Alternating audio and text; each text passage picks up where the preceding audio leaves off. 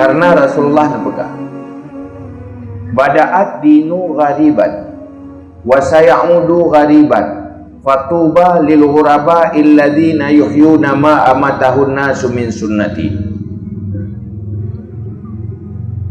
Agamanya dimulai pun langka.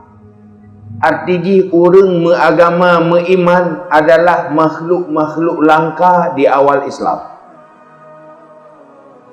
Lamit-lamit orang gazin tiroro ni lebih le orang kafir dan orang jahil. Itu buat jahiliah. Langka. Islamnya hana trend. Hana menjadi kehidupan masyarakat Quraisy. Tiroro mulai. Tiroro yang betul-betul beriman, komit dengan Islam. Tamah-tamah tinggal duduk mandum habis orang Arabnya je ke Islam. Sampai masa Khulafaur Rasyidin. Tapi Nabi dia pegah. Wa sayaudu ghariban. Bak sabah taat tiga. Nyo akal langka lau. Orang-orang komit ke Islam langka. Langka ni. Artinya betul-betul permen ke agama ni. Mapa ke Islam kebetulan lahir lewat rahim orang Islam ke Islam. Kepukan orang meiman karena lahir lewat rahim orang meiman kakak meiman. Tapi ada cik kosong, betul-betul cik kosong. Hanatit syarat menjadi Islam. Islam ka mati dengan sebab mati ilmu. Maka ujung hadis pun perahli Nabi. Fatuba lil ghuraba alladhina yuhyuna ma amatahun nasu min sunnati.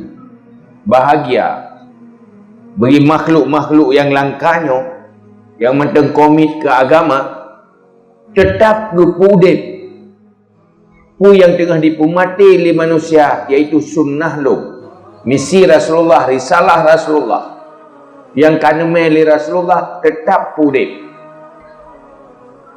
ada yang tak pudip Islam. Maka katanya beruh lam makhluk langkayo. Umat Islam hidupnya ramai orang. Di Indonesia mayoritas umat Islam. Di Aceh rak mandum orang Islam. Tetapi ciparek kafiat na mandum orang gelah ilmu. Ukuran ilmu yang wajib perlain. Jangankan ilmu yang gelah perlain. Kadang-kadang baca Al-Quran manteng bermasalah. Maka perlu tu bedah orangnya budip agama. Tiban cara agamanya budip tak ikuti manteng cara sahabat yang dididik oleh Rasulullah bak budip agama. Cara budip agama bekna bak katanya baik terjadi hal-hal yang menghancurkan agama.